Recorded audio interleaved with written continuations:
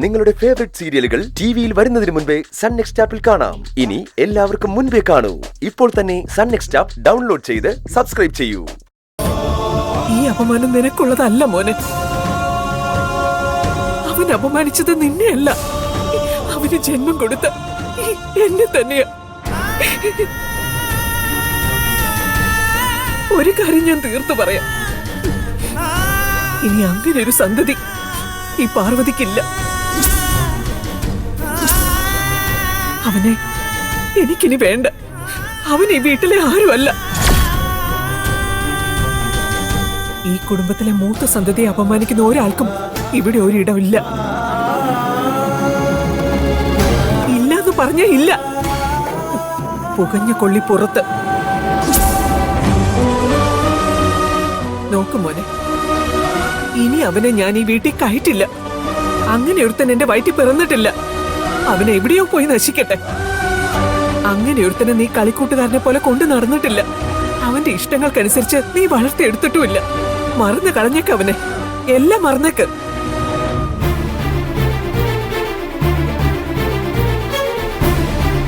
നീ ഒന്നുകൊണ്ട് വിഷമിക്കരുത്. നിനക്ക് നിന്റെ അമ്മയായ ഞാനുണ്ട്, നിന്റെ കൂടെയുണ്ട്. ദേ നോക്ക്, പ്രാണൻ തന്ന് സ്നേഹിക്കുന്ന ഒരു ഭാര്യയുണ്ട്. എന്താ നിനക്കത് പോരെ? ധൈര്യമായിട്ടിരിക്കണം എന്റെ മോൻ. വിഷമിക്കല്ലേ മോനെ. നിന്റെ കണ്ണ് നനയുന്ന മോനെ ഈ അമ്മയുടെ ഏറ്റവും വലിയ വേദന. വിഷമിക്കല്ലേ.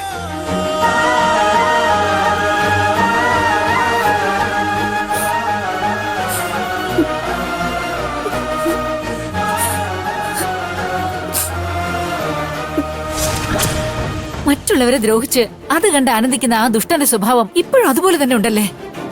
തന്റെ ആരാണെന്നും തള്ള ആരാണെന്നും ചോദിച്ച് അവൻ അപമാനിച്ചപ്പോ എന്റെ മോൻ എത്രമാത്രം വിഷമിച്ചിട്ടുണ്ടാവണം.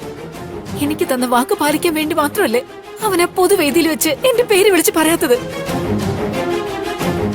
സത്യം പറഞ്ഞ ആ സംഭവത്തോടെ ഗൗതം ആകെ തകർന്നുപോയി.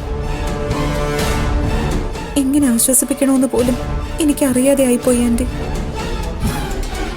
ആ ദുഷ്ടനാണ് അവന്റെ അച്ഛനെന്ന് പറയുന്നത് പോലും എനിക്ക് വലിയ അപമാനമാണ്.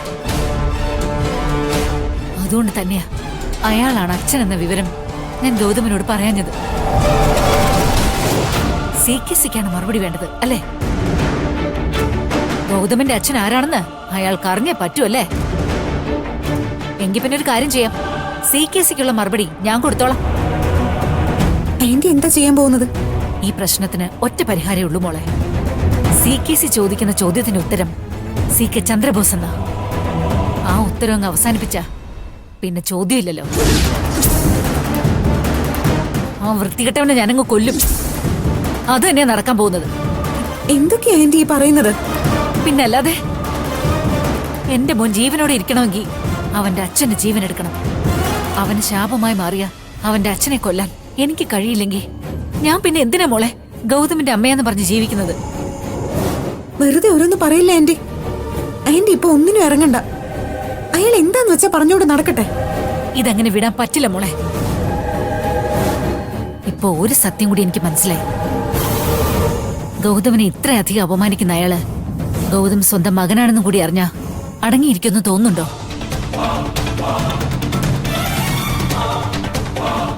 എന്റെ മോൻ ജീവനോടെ ഇരിക്കണമെങ്കിൽ അവൻ ആ CK മരിച്ചേ തീരും. അവനെ ഞാൻ കൊല്ലും. വെറുതെ വിട്ടിത്തം പറയില്ല ആന്റി. ദേ നോക്ക്, ജീവിതത്തിന്റെ ഈ അവസാന നിമിഷത്തിൽ സ്വന്തം മോനോടൊത്ത് സന്തോഷത്തോടെ ജീവിക്കാൻ ദൈവം തന്നൊരു അവസരമാണിത്. അത് CK പോലൊരു വൃത്തികെട്ടവനെ കൊന്നിട്ട് ജയിലിൽ പോയി ഇല്ലാതാക്കണോ? ദേ CK കൊന്ന് ഒഴിവാക്കിയതുകൊണ്ട് ഒരു പ്രശ്നം അവസാനിക്കാൻ പോകുന്നില്ല ആന്റി. അതിന്റെ പേരിൽ ആന്റി ജയിലിലേക്ക് പോയാ പുറത്ത് ആന്റിയുടെ മകൻ ഗൗതമിന് സന്തോഷത്തോടെ ജീവിക്കാനാവൂന്ന് തോന്നുന്നുണ്ടോ ആന്റിക്ക്? ദേ നോക്ക്, ആവശ്യമില്ലാത്ത ചിന്തയൊന്നും വേണ്ട. ഇപ്പോഴത്തെ ടെൻഷനൊക്കെ അങ്ങ് മാറിയ CK വേണ്ട രീതിയിൽ ഗൗതം തന്നെ തളച്ചോളും. ആന്റി ഇതൊന്നും അറിഞ്ഞതായി പോലും നടിക്കാൻ പോകണ്ട. ഒരുപാട് നേരം നമ്മളിങ്ങനെ മാറി നിന്ന് സംസാരിച്ച അമ്മയ്ക്ക് സംശയമാവും. വന്നേ, നമുക്ക് അങ്ങോട്ട് ചെല്ലാം.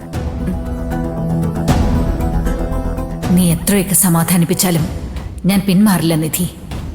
ആ CKCയുടെ ജീവിതം ഞാൻ തന്നെ അവസാനിപ്പിക്കും. ഒട്ടും വൈകാതെ ആ ജീവൻ എടുത്തിരിക്കും ഞാൻ.